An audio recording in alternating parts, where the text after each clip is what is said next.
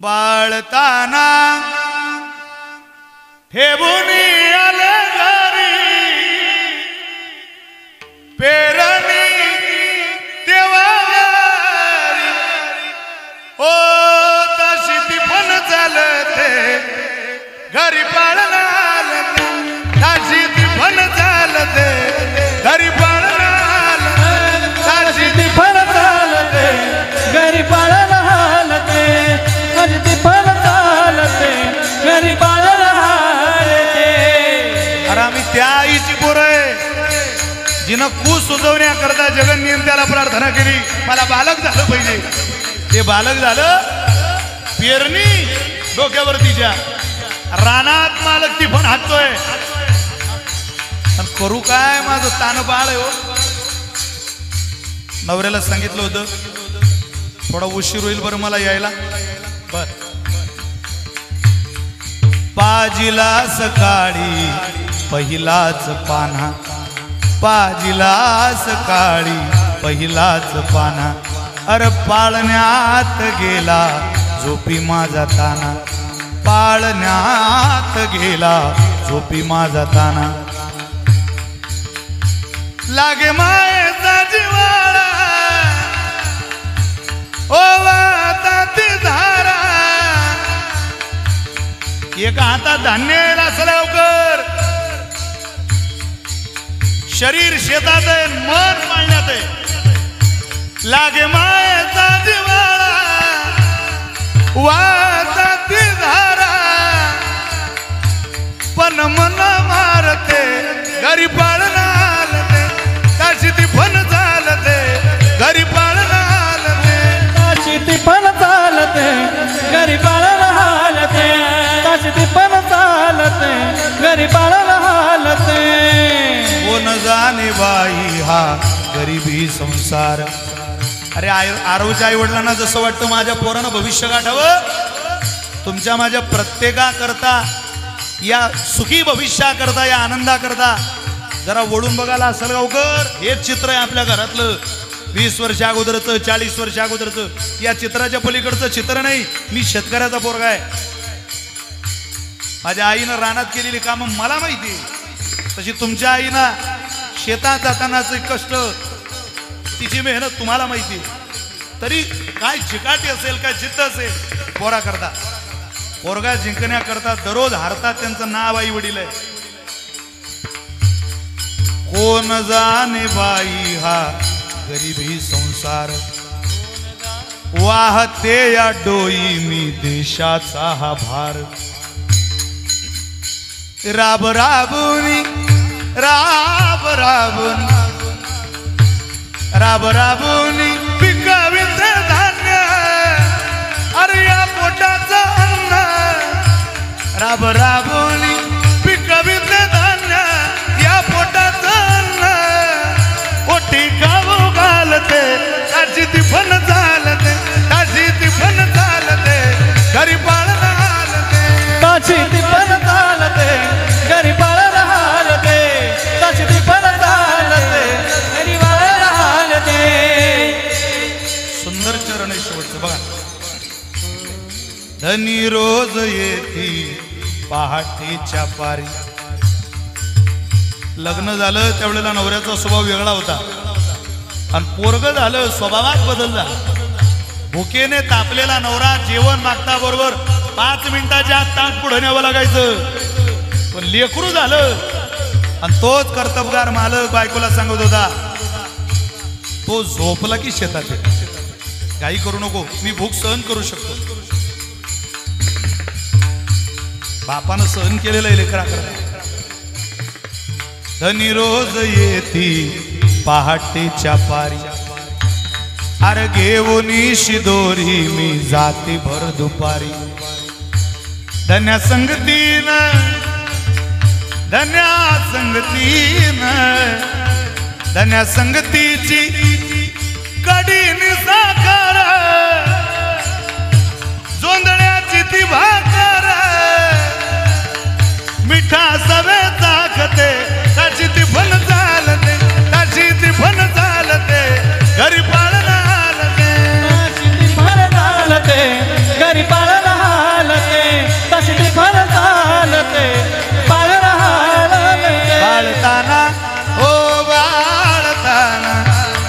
आलताना हे बुनी अलगारी पेरणी तेवारी हो ताजी तिफन चालते घरी बाळणार ताजी तिफन चालते घरी बाळणार ताशी ती पण चालते घरी पाळायला हालते ताशी ती पण चालते घरी पाळायला हालते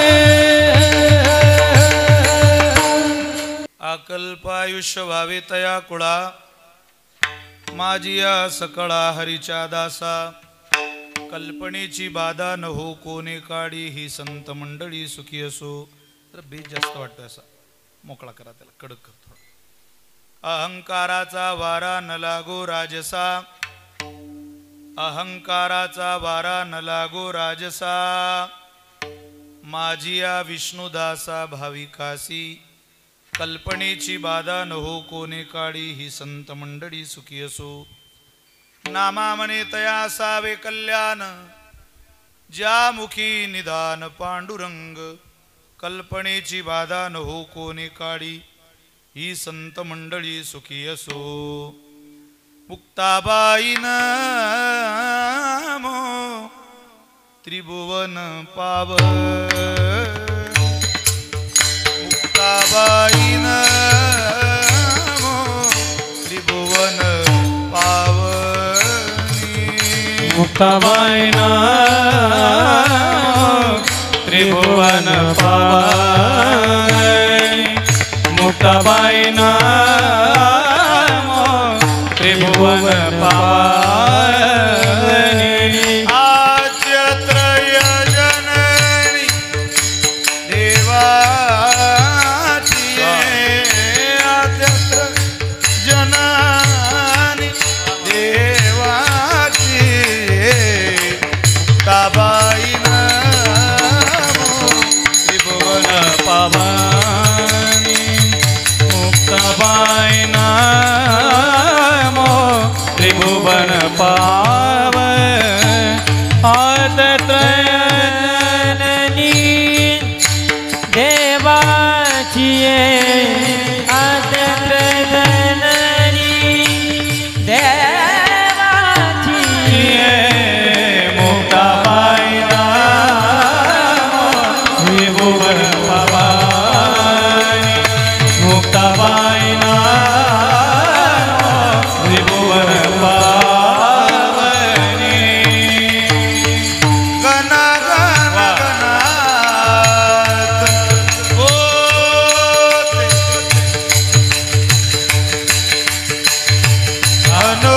अनुनिलावा अंगार समर्थाने गजानना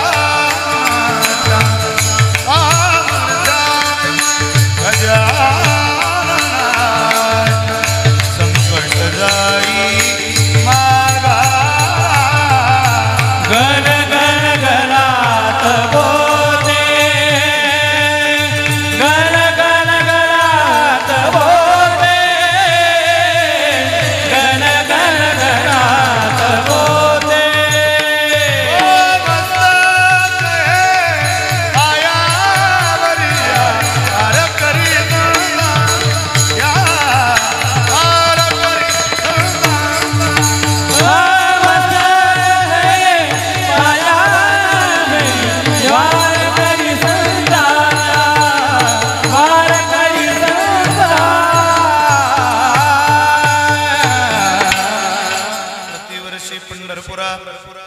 इति महाद्वारा हरी भेटी आकल्पायुष्य व्हावे तया कुळा माझी या सकळा हरीच्या दासा कल्पनेची बाधा न हो कोणे काळी ही संत मंडळी सुखी असो सेवेकरिता निवडलेला अभंग संत श्रेष्ठ भक्तराज शिरोमणी स्वहस्ते ज्ञानोबारांनी ज्या संतांना पदवी बहाल केली ज्ञानदेव म्हणे तू भक्तराज शिरोमणी असे संत शिरोमणी नामदेव महाराज महाराजांचा अत्यंत गोड अत्यंत प्रसिद्ध असलेला 4 चरणाचा भगवंताकडे आयुष्याचं मागणं मागणारा म्हणा किंवा हरिभक्ताला आशीर्वाद देणारा अभंग म्हणा विठ्ठल विठ्ठल संकल्पित वेळी त्या अभंगाचा काहीसा भाव काहीसं चिंतन वेळेच्या मर्यादेमध्ये मांडण्याचा निश्चितच प्रयत्न आपण या ठिकाणी करणार आहोत. मला असं वाटतं आपल्याला सगळ्यांना श्रुत आहे, माहिती आहे, चिरंजीव आरव. खरं तर आरवचा जन्मदिवस 5 ऑगस्टला झाला. त्याची जन्मतारीख 5 ऑगस्ट आहे ना. परंतु सगळ्यांचा अट्टहास होता, परिवाराचा आग्रह होता, विशालदादांचा विशेष अट्टहास असल्यामुळं थोडासा आपण कार्यक्रम पुढं घेतला आणि त्याच्या जन्मदिवसाच्याच निमित्ताने आज संपूर्ण परिवाराने या गोड कार्यक्रमाचं केलेलं हे नियोजन आहे. सनातन वैदिक परंपरेमध्ये जन्माचा सोहळा साजरा करण्याचा खूप मोठा प्रघात आहे, खूप मोठी पद्धत आहे. कोणाकोणाचे झाले त्याच्या इतिहासात आपल्याला सगळं पाहता येईल. तसाच एक आदर्श वारकरी संप्रदायाच्या दृष्टीने या सदाफळ परिवाराने ठेवला आणि वारकरी संप्रदायाच्या नियमावलीतलं कीर्तन, भजन, टाळाचा नाद, मृदंगाचा ध्वनी, लावणी मृदंग श्रुती टाळ घोष आणि त्या ब्रह्मरसाच्या आनंदामध्ये चिरंजीव आरव करता आयुष्याची मागणी, यशाची मागणी, कीर्तीची मागणी आणि बलाची मागणी आज परमात्म्याकडे करायची असा हा दिवस आहे. मी संपूर्ण परिवाराला मनापासून धन्यवाद देतो. त्यामध्ये प्रचंड आनंद नातवाच्या या जन्मदिवसाच्या निमित्तानं ज्यांच्या चेहऱ्यावरती आहे अशा आजोबा गोरख विश्वनाथ सदाफळ, आजी सुभद्रा गोरख सदाफळ, मोठे वडील काका अनिल गोरख सदाफळ, त्यांच्या पत्नी साक्षी अनिल सदाफळ आणि आरव ज्यांच्या पोटी जन्माला आला विशाल भाऊ, अंकिता ताई, राम सीतेची जोडी, राम सीतेची जोडी, नवनवसाचे बाळ जन्मले अशा ताईच्या पोटी. माता यस्य पतिव्रताम पिता यस्य सुचिर्भूतो. चांगली मुलं जन्माला यायला कुळ पवित्र लागतं, आई पवित्र लागते, बापाचा सदाचार लागतो. आणि असा सदाचारी एक मुलगा सदाचारी परिवारात जन्माला आला तो म्हणजे विशाल गोरख सदाफळ, अंकिताताई विशाल सदाफळ. आज संपूर्ण त्यांचं कुटुंब, मग अनिल भाऊंचे सुपुत्र नमन असेल, रितिका असेल, आज बाहेरचा रिप्ले नको, इथं आरवला सगळेच आज शुभेच्छा द्यायला उपस्थित आहेत, आशीर्वाद द्यायला उपस्थित आहे. योगायोगाने श्रद्धेय तुकाराम बाबा संस्थानवरून आलेले आदरणीय बाबा सुद्धा आज रघुनाथ बाबा खेडलेवरून या ठिकाणी उपस्थित आहे. मी बाबांच्या चरणी प्रणाम करतो, दंडवत करतो.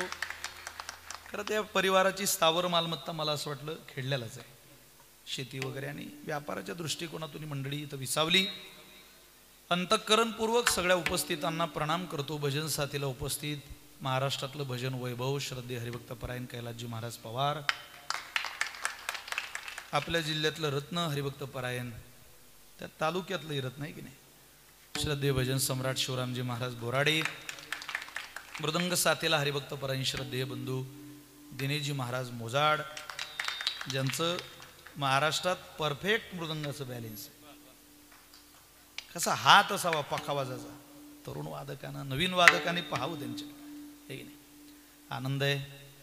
माझ्या राहुल महाराजांच्या संस्थेची गुरुकुलातली सगळी विद्यार्थी आहे, या सगळ्यांच्याच प्रति मनापासून धन्यवाद देतो, प्रणाम करतो. उत्तम सिस्टीम कार्यक्रमाला आहे. पुरुष मंडळींची संख्या कार्यक्रमाला भरपूर आहे. थोडं गारवा लॉन्सला बाहेर कीर्तन असल्यामुळं, पावसाचंही वातावरण असल्यामुळं आणि मुख्यमंत्री लाडकी बहीण योजनेचे फॉर्म भरणं चालू असल्यामुळं कदाचित महिलांच्या संख्येवर परिणाम झालेला असा. पण बाहेर असल्यामुळं महिला थोड्याशा कमी काही प्रमाणात आहे. पण या परिवाराशी संबंधित सगळ्या माता भगिनी, मात्र पुरुष मंडळी धारणगाव आहे, आमचे संतोष भाऊ शिवरे, निखिल दादा आहे, सिस्टीम टाकडीत आखी दिसते, पंचकेश्वर आहे, पाटोदा आहे, संभाजी दादा, ही सगळीच मंडळी, भरपूर गावं, काही गावं सुटण्याची शक्यता इतकी गाव आहे.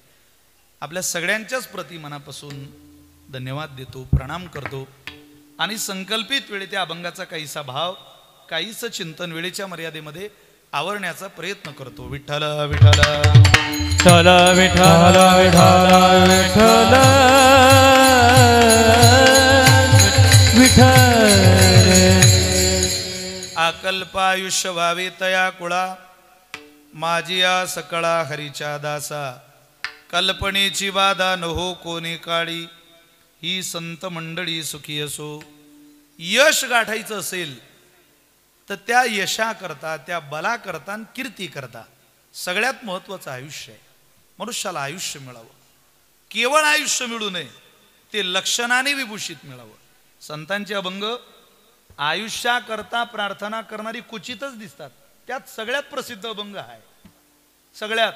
म्हणून सहसा जन्मदिवसाला हाच अभंग घेतला जातो. त्याचा अर्थ आहे की ज्याच्या निमित्तानं ही सेवा आहे त्यांच्याकरता आयुष्य मागता आलं पाहिजे. तुमचा आपला अंदाज वेगळा आहे आणि साधू संतांच्या बोलण्याचा अंदाज वेगळा आहे. संत मनाला आलं ते बोलत नाही, आपण काय मनाला येईल तशी बोलणारी माणसं आहे. आपलं बोलणं म्हणजे थापट पसारा, एक कामाला येत नाही, एक धड नाही. त्यांचं सगळंच दळ आहे, त्यांच्या बोलण्यात ताळा आहे. आपल्या एका भाषेत सुद्धा ताळा नाही. आपण शुद्ध मराठी सुद्धा नीट बोलू शकत नाही.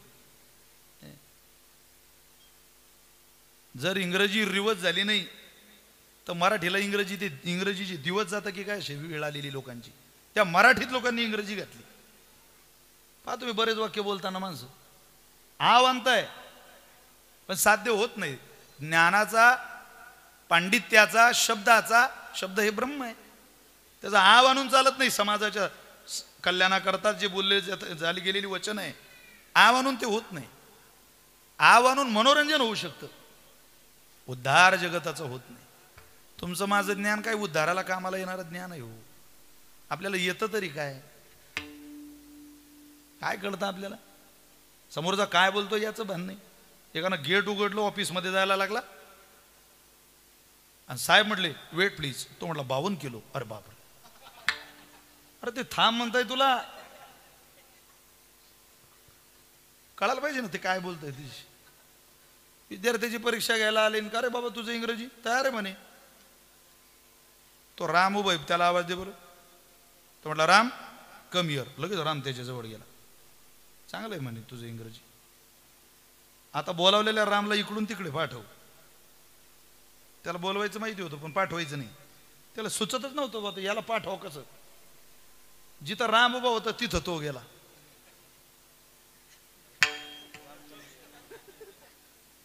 अशी सोयीची माणसं आहे. त्याला काय कळत काहीच नाही, पण लोकांना जाणीवेचा अहंकार आहे. मला कळत आहे. अहो 2 जण इंग्रजी बोलायची, तिथं तिसरा मध्येच हसायचा. ते याच्याशी बोलले की हा काहीच बोलत नव्हता, पण ते हसायला लागले, हा त्यांच्यापेक्षा जोरात हसायचा. ते 2 जण म्हणत मूर्खा, आम्ही तुझ्याशी बोलत होतो, तू काहीच बोलत नाही, आणि आम्ही हसायला लागलो की तू हसतो. तुला तर इंग्रजी कळत नाही, मग हसतो कसा? तो म्हणे तुम्ही बोलून इंग्रजी राहिले पण हसून तो मराठीतच राहिले ना.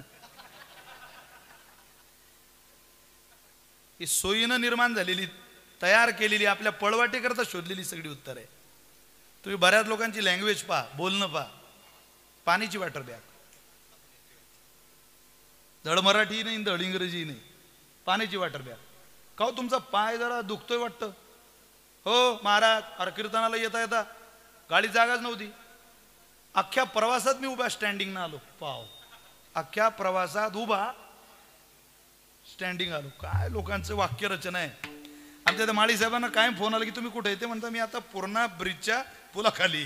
म्हणजे पूर्णाई ब्रिज विन पुलाखाली. ही शब्द लोकांचं तसंच आहे. ते साहेब नाही म्हणताय हो, त्यांना लिहून रायटिंग मध्ये द्यावं लागेल म्हणे. आता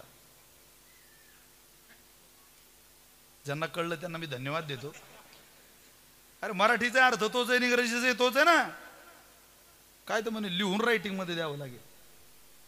काय सांगता लेडीज बाया, काही माणसं माईकवर बोलता. सगळ्या लेडीज बायांनी इकडच्या बाजूला बसा. अरे लेडीज काय बाया काय? लोकांचं लय अवघड आहे महाराज, फारच कठीण. संतांचं तसं नाही. सोयीनं बोलायचं, सोयीनं वागायचं. हे संत जीवनात, संतांनी आयुष्यात सुद्धा केलं नाही. जे जे वाणीला येईल ते बोलले खरंय, पण त्यातल्या आयुष्यभरात वेचलेल्या प्रत्येक अक्षराचा भाव परमात्मा, एवढं लक्षात ठेवा. एका एका अक्षरात आहे माझा रमाकांत, आहे माझा रमाकांत, आहे माझा रमाकांत. एका एका अक्षरात आहे माझा रमाकांत, आहे माझा रमाकांत, आहे माझा रमाकांत. एका एका अक्षरात आहे माझा रमाकांत, एका एका अक्षरात आहे माझा रमाकांत, एका एका अक्षरात आहे माझा रमाकांत, एका एका अक्षरात आहे माझा रमाकांत, एका अक्षरात आहे माझा. एका अक्षरात आहे माझा रमाकांत. एका एका अक्षरात संतांनी परमात्मा गुंफला. नो हे विनोद उत्तर तुकोबारे म्हटले. हितावरी यावे ऐशा बोलिलो या भावे. नो हे विनोद उत्तर केले रंजावया चाड. तुमचं माझं मनोरंजन व्हावं म्हणून बाहेर येणारे शब्द वेगळे, आणि तुमचं माझं भलं व्हावं म्हणून बाहेर येणारे शब्द वेगळे. जी माणसं जास्त बोलतात ती विद्वानच असतात असं काही नसतं. व्यवहारात सुद्धा माणसं गप्पा मारतात. काही माणसं कठीण बोलतात म्हणजे विद्वान असतात असं नाही. सोप्यातलं जी माणसं कठीण करतात त्यांना पंडित म्हणतात, आणि कठीणातलं जे सोपं करतात त्यांना संत म्हणतात. सोप्यातलं कठीण करायचं, इडा पिंगला सुषुम्ना, आता कुंडलीनी जागी करतो का इथं? अरे ना जेवाव किती सांगायची गरज आहे आता. तुझ्या समोर कोण बसलाय, जसं त्याला कळेल तसं. म्हणजे मी सांगतो ना नेहमी, त्या डीपीवर लिहिलेलं असतं इलेक्ट्रिकच्या लाईटच्या, तुम्ही त्याच्यावरची वाक्य पहा, फारच शिकवणारी. त्याच्यावर पहिल्यांदा लिहिलेलं असतं डेंजर, त्याला हात लावू नका, इंग्रजीत लिहिलेलं असतं. ज्याला इंग्रजी कळत नाही त्याच्याकरता हिंदीत लिहिलेलं असतं सावधान यहाँ खतरा है. त्याच्या खाली मराठीत लिहिलेलं असतं सावधान येथे धोका आहे. या तिन्ही भाषावरच्या ज्याला कळत नाही त्याच्याकरता चौथ्या क्रमांकाला तिथे एक चित्र काढलेलं असतं. त्या चित्राचा अर्थ असा आहे, तू जर याला हात लावला तर तू असं होशील. आगाऊ धंदे करू नको, याला हात लावू नको. तुला यातलं काय कळतंय कळून घे. अधिकार तैसा करू उपदेश. तू का बरं म्हटलं आम्ही अधिकार पाहून पाहून ज्याला जसं पाहिजे, ज्याला जसं लागतं तसं देण्याचा प्रयत्न करतोय. फक्त उद्देश देव आहे. आमचं ज्ञान दाखवण्याकरता आम्ही सगळं बोलत नाही. 12 वर्ष काशीला अभ्यास केला आणि काशीवरून गावाकडे निघाला. अभ्यासाला पायी गेला होता आणि पायीच गावाकडे निघाला. एका लासलगाव सारख्या गावात त्याचा मुक्काम झाला. त्या विद्वान पंडिताचा लांब लचक शेंडीलाही मोती बांधलेले, वजन अभ्यासाचं, आणि मंदिरावर मुक्काम झाला. गावातले 2 4 5 माणसं गोळा झाली. काऊ म्हणे काशीचे, काशीहून आलो. अरे बापरे लय विद्वान दिस. 12 वर्ष अभ्यास केला. विद्वान म्हणजे काय, चाळून पिलो सगळे ग्रंथ. अरे बापरे, आमच्या गावात एक पंडित, करता का वाद आमच्या गावातल्या पंडिताबरोबर. यांच्या गावात पंडित होता, पण यांच्या गावातला पंडित म्हणजे मूर्ख पंडित. आता विद्वानाला वाटलं बा यांच्या गावातला जर पंडित आपल्याला भेटला, ज्ञान वाढलं तर भर पडेल. बोलावलं. काऊ म्हणे हो, करता का वाद, तयार आहे मी. पण वादात विजय पराजय काय, ज्याचा पराजय होईल त्यानं आपले सगळे ग्रंथ समोरच्याला अभ्यासाला देऊन टाकायचे. ठरलं. पहिला मान गावकऱ्याला. तो म्हटला कक्का खय्या मैया. कक्का खय्या मैया. तो विद्वान पंडित म्हणे लेका 12 वर्ष मी ना अभ्यास केला, पण हे कुठे सापडलं नाही. त्यात त्यांना आणलं कुठून, ही भाषा कोणती, अर्थ काय त्याचा. कक्का खय्या मैया. शांत राहिला, जमलं नाही, ना इलाज झाला. सगळे ग्रंथ काढले, समोरच्याला देऊन टाकले. ना इलाजच झाला.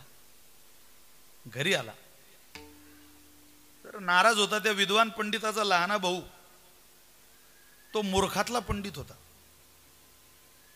तो म्हण, झालं काय. अरे म्हणे ग्रंथ गेले पण मूर्खाच्या ताब्यात गेले. काय म्हटलं रे, काय नाही म्हटलं. तो म्हटला कक्का खय्या मैया. अरे त्याचा काही अर्थच लागत नाही. तुला वाटेल तो अर्थ काढायचा, मी कसा काढू, चुकीचा अर्थ कसा काढू. तो म्हणे ती गिऱ्हाईक तुझं नाही माझं आहे, तू थांब मी जातो उद्या. हा गेला. चप्पी बिप्पी केली, शेंडी बिंडी वाढवली. काशीचे काशी काल जिरवली एका पंडिताची, आमच्या गावातल्या पंडितानं. करता का वाद.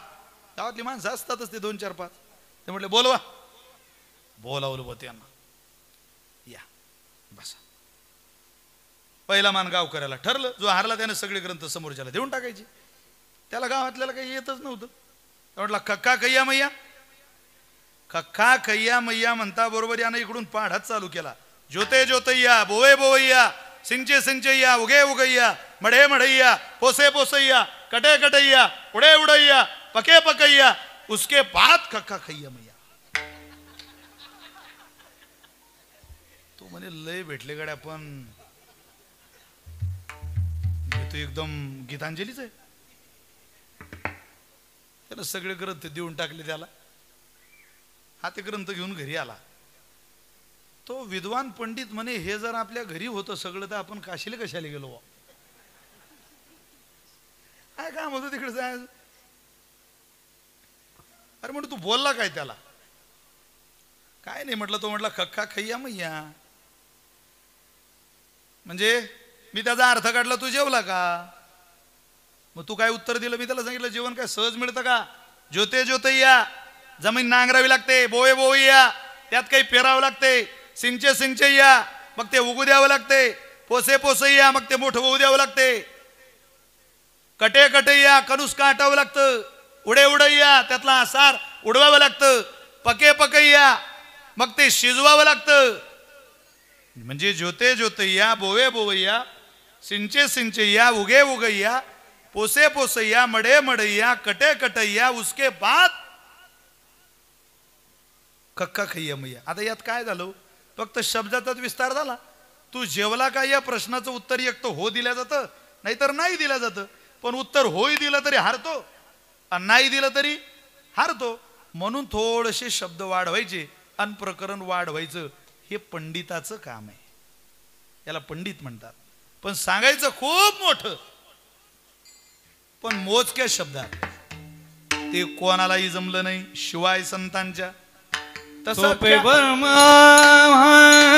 सांगितलं सांगती. सोपे वर्मा सांगितले सोपे वर्मा सांगितले सांगती. सोपे वर्मा सांगितले सांगती. टाळगड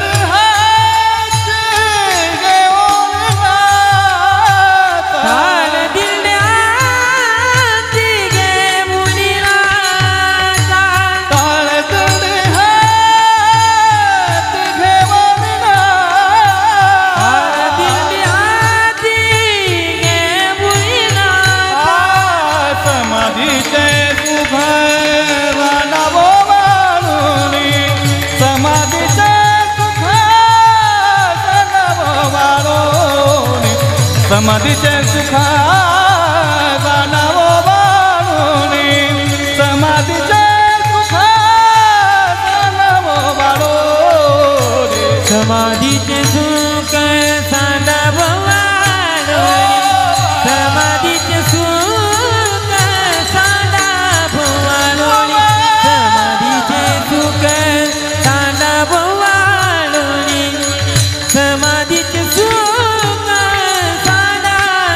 सोपे वर्मा सांगितले सांगती. टाळगड हाती घेऊन टाळ दिले हाती. सोपे वर्मा सांगितले सांगती. टाळ दिंडी हाती घेऊन टाळ दिंडी हाती. टाळ दिंडी कठीणातलं सोपं केलं आणि वर्म जाणून तुमच्या माझ्यापर्यंत संतांनी आणलं. म्हणून असं समजू नका की आपण एखादा अभंग सेवेला घेतो. समजा हा अभंग मी सेवेला घेतलाय हा वाढदिवसा करताच जन्माला आला असं नाही. आकल्प आयुष्य व्हावे तया कुळा हे म्हणण्यामध्ये महाराजांचं खूप काहीतरी व्यापलेलं आहे. महाराज एक तर भगवंताकडे आशीर्वाद मागताय नाही तर त्या हरिभक्ताला आशीर्वाद देता तरी. काय काय द्यावं. आकल्प आयुष्य व्हावे तया कुळा. नामदेवराय तुमची भाषा ही मृत्यू लोकांच्या विरोधातली दिसते. कलियुगाच्या विरोधातली दिसते. इथं आयुष्याचं गणित 100 वर्षाचं आहे. ती पूर्ण मिळत नाही आणि तुम्ही आकल्प म्हणताय. इथं कालमापनातली मापा आम्ही रोज ऐकतोय पाहतोय. इथं 60 सेकंदाचा मिनिट मोजणारी आम्ही, 60 मिनिटाचा तास मोजणारी आम्ही, 24 तासाचा दिवस मोजणारी आम्ही, 7 दिवसाचा आठवडा मोजणारी आम्ही, 4 आठवड्याचा महिना मोजणारी आम्ही साधी माणसं, 2 महिन्याचा ऋतू मोजणारी साधी माणसं, 3 ऋतूचं आयन मोजणारी आम्ही माणसं, 2 आयनाचं वर्ष मोजणारी आम्ही माणसं, 12 वर्षाचं तप मोजणारी आम्ही माणसं, 25 वर्षाचं एक रौप्य माहिती असलेली आम्ही माणसं, 50 वर्षाचं एक सुवर्ण माहिती असलेली आम्ही माणसं, 75 वर्षाचा एक अमृत महोत्सव जाणणारी आम्ही माणसं, अरे 100 वर्षाची एक शताब्दी होते हे पूर्वापार ऐकत आलेली आम्ही माणसं. तुम्ही आकल्पाची भाषा करताय, आम्हाला पटत नाही ते. आकल्प आयुष्य होईल तरी कसं. महाराज म्हटले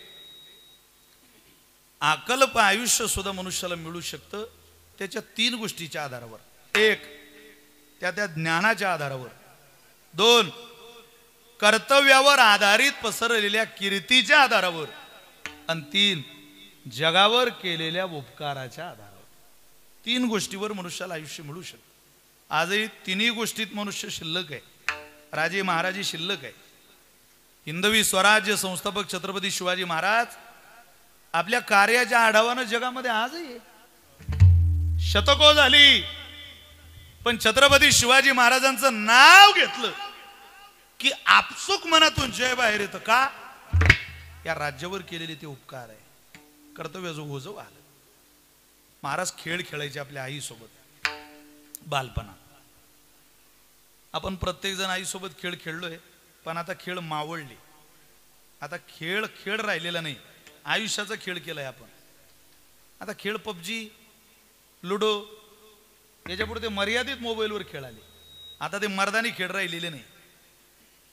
कीर्तनात बसलेला प्रत्येक माणूस झाडावर चढलेला आहे. तुमचं पोरग तुम्ही कधी झाडवून उतरून आणलं का खाली? नाही. आपल्याला 1000दा आपल्या आईनं झाडावून उतरून खाली नेलंय. चल जेवून घे, काय झाडावर खेळतोय? ते सूर पारंब्यात त्या दिवशी तुम्ही मला सांगितलं नाव, आमच्याकडे डाबडुबली म्हणायची त्या खेळाला. डाबडुबली बरं का. सूर पारंब्याच्या खेळाला आमच्याकडे नाव डाबडुबली. बरं झालं बंटीवर बबली नाही, डाबडुबली. वरून खाली उडी आणायची. शिवाभाऊ सेकंदात झाडावर चढायचो. सेकंदात. तुम्ही माझ्या धोतावर जाऊ नका, मी शेतकऱ्याचा पोरगा आहे. तेव्हा काय हाफचड्डी, अरे जे लागायचं ते झाडाचे खोड उतरताना छातडाला लागायचं. हात जर सटकला तर. पण झाडावर चढण्याची एक वेगळी कला.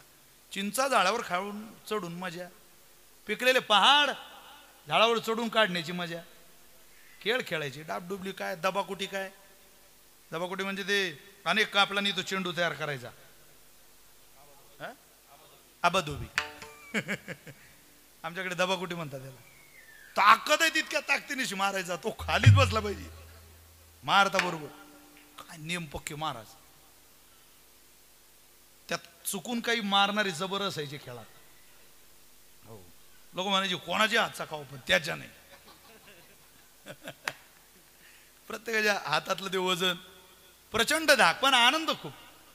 अहो दुःख होत होतं खेळात, पण खरं सांगा कोणी खेळ खेळायला नकार द्यायचं का? नाही. खेळाला किती किंमत आहे. मला असं वाटतं त्या विनेश फोगाट ते सगळं प्रकरण आपण पाहतोय. 100 ग्रॅम वजन वाढलं. 100 ग्रॅम. भारताची जोडी अजूनही रिकामी राहिली सुवर्ण पदका करता. मोबाईलवर खेळ खेळणाऱ्या अवलादींना काय कळणार आहे तिथले कष्ट. कशाला म्हणता ऑलिम्पिक? अरे जगावर अधिराज्य गाजवणारा खेळ आहे तो. साधी गोष्ट आहे. नियम तो नियम. तडजोड नाही होत त्यात कधी. सेकंदाची तडजोड होत नाही, काही निमिषाची. वजनाची तर सोडून द्या. आपण त्याचा अभ्यास करत नाही, त्यामुळे आपल्याला त्या खेळाची किंमत नाही. महाराज खेळ खेळायचे आई बरोबर. आणि मग आई बरोबर खेळ खेळले की बऱ्याचदा महाराजांना पराभवाला सुद्धा सामोरं जावं लागायचं. एक दिवस महाराजांचा पराभव झाला. पण राजेंच्या डोळ्यात पाणी आलं. शिवबांना जवळ घेतला आऊसाहेबांनी. रडू नको. अरे क्षत्रियानं रडू नये. जय पराजय एका नाण्याच्या 2 बाजू आहे. शिवबा जिंकला तर गादी आहे, हारला तर स्वर्ग आहे. काय रडायचं? आपण क्षत्रियाच्या कुळात जन्माला आलो, सिंहाची पिलं म्हणून जन्माला आलो. लढायला घाबरायचं नाही. जी माणसं पराभवाला घाबरून लढणं माघारी ठेवत असतील ते या विश्वात जन्म घेऊनच अपराजित आहे. अपराजित आहे, माफ करा. अपराजित नंतर होतील, ते आधी पराजित झाले जन्माला येऊनच. अरे पराभवाच्या धाकानं मागं जाणारी आपण माणसं नाही बाबा. लढणं हा स्वभाव आहे. हारलं तर हारू दे, पण औसाहेब हारलेल्याला जिंकलेला मागेल ते द्यावं लागतं असं तुम्ही सांगितलंय मला. हो शोभा, काय पाहिजे तुम्हाला? हाताला धरलं, पोराला बाहेर आणलं. छोटासा माझा शोभा हारल्यानंतर सुद्धा जिंकलेल्याला ताठ मानेने विचारतोय, सांगा तुम्हाला काय देऊ? ही मर्दाची आरोळी जिजामातेनं पाहिली आणि एकांतामध्ये जाऊन भवानी मातेचे आभार मानले. माझी कोस पवित्र केली माय. अगं हारलेला सुद्धा मला द्यायला तयार आहे, याचा अर्थ मी जिंकली. काय देऊ मा? माझ्या बोटाकडे बघ शोभा, दूरवर काय दिसतंय तुला? नगर दिसतंय मा. नगराच्या माग काय दिसतंय? अगं मोठा कडेलोट आहे, डोंगर आहे, दर्या आहे, वस्ती आहे. हा, नीडवक पर्वत रांगांमध्ये किल्ला दिसतोय मा. किल्ल्यावर काय दिसतंय? मोगलांच्या साम्राज्याची हिरवळ दिसते.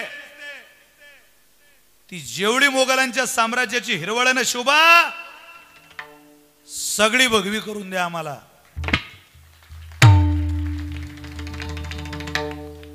मस्तक ठेवलं आईच्या पायावर आणि तिथून पुढचं आयुष्य ते सगळं भगवं करण्यात घालवलं महाराज.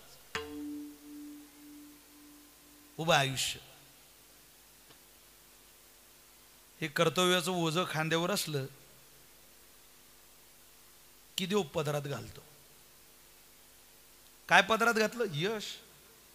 पण कधी? आईच्या पाया पडल्यावर. जगामध्ये 4 गोष्टी पाया पडल्याशिवाय मागितल्याशिवाय मनुष्याला मिळत नाही. त्यातली पहिली गोष्ट आहे आयुष्य. आयुर्विद्या यशो बलम. आयुष्य मिळत नाही, विद्या मिळत नाही. विद्येकरता गुरुजवळ बसावं लागतं. काही माणसं म्हणता या आपोआप आला आम्हाला. अरे कसा येईन आपोआप? तू काय आईच्या पोटात शिकला का? तू काय आस्थावक्र महामुनी आहे का? तू काय भक्त प्रल्हाद आहे का? इथं मांडी घालून बसावंच लागतं ना कोणापुढं तरी. त्यात काय लाज आहे? एखाद्याकडून एखादी गोष्ट शिकायची लाज काय? विद्या पाया पडल्याशिवाय माणसाला मिळत नाही. आयुष्य पाया पडल्याशिवाय, आशीर्वादाशिवाय मिळत नाही. म्हणून कोणाच्याही पाया पडत राहावं, मोठ्याच्या पाया पडावं. लाज वाटू देऊ नये पाया पडायची. समोरचा काय वृत्तीचा आहे त्याचा विचारात बसायचं नाही. आपण आपला आदरातिथ्य करून मोकळं व्हायचं. रामकृष्ण हरी म्हणून मोकळं व्हायचं. कारण आयुष्य विन लक्षणे, सिसे विना अलंकारणे, ओरे विन ओढावणे विटंबुगा. खूप लक्षणानं भरलेलं जीवन आहे, पण आयुष्य नसेल. काय करू शकतो आपण जीवनात? खूप प्रॉपर्टी आहे, खूप अभ्यास आहे, खूप समाज मान्यता आहे. आता येणारा काळ विधानसभेचा आहे. तिकीट भेटलं की निवडून येईल इतकी ताकद आहे, पण आयुष्य नाही लढवणाऱ्याला. काय करता? सगळं असून कामाला आलं नाही. आयुष्य खूप महत्वाचं आहे. परमार्थ करायला सुद्धा आयुष्यच लागतं माणसाला. ते गरजेचं आहे. आयुष्यही असावं, लक्षणाने भरलेलं असावं. नुसतं आयुष्य असू नये. एक बाई भविष्य करायला हात दाखवते आणि म्हणते बाबा माझ्या पोराचा हात बघा. वा वा वा.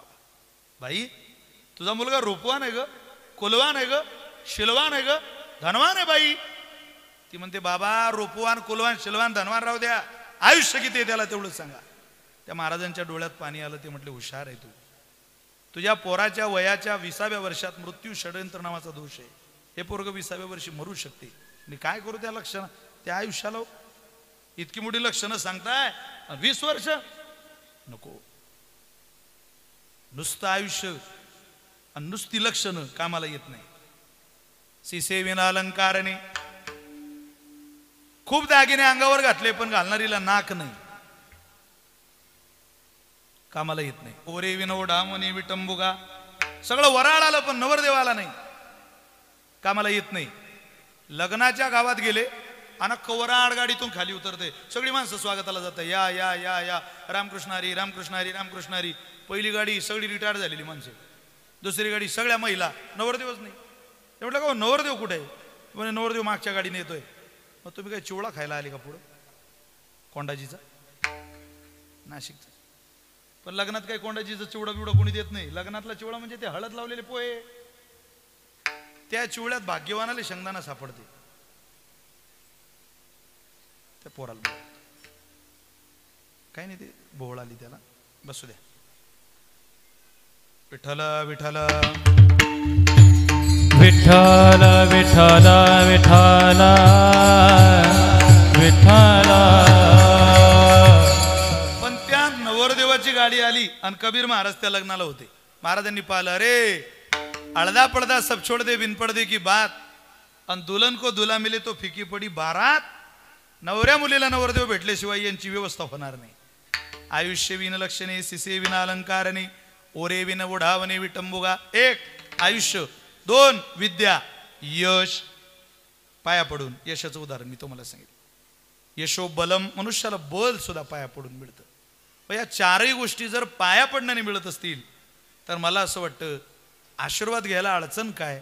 आणि नेमका तोच आशीर्वाद आज चिरंजीव आरव करता.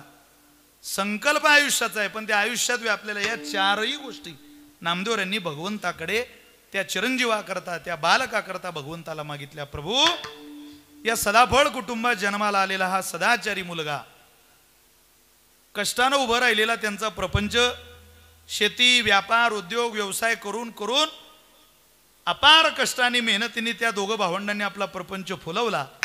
त्या माऊलीची कुस पवित्र केलीस तू. आज बालक जन्माला आलंय, वर्षाचं झालं. वर्षाचा झालेला आरव त्याच्याकडे बघत असताना त्याच्या आईवडिलांना त्या मुलाकडून काहीतरी अपेक्षा आहे, ज्या प्रत्येक मुलाकडून आईवडिलांकडे असतात. नामदेवरांच्या आईवडिलांकडून होत्या. मग बारसा आलं आणि त्या बारशाच्या दिवशी देव आला. कोणाच्या? पंचवर्ष नामा झाला विठोबा रशासी आला, विठोबा रशासी आला, विठोबा रशासी आला. पंचवर्ष नावाला विठोबा रशासी आला, विठोबा रशासी आला, विठोबा रशासी आला. पंचवर्ष नामा झाला, पंचवर्ष नामा विठोबा रशासी आला, विठोबा रशासी आला, विठोबा रशासी आला, विठोबा रशासी आला.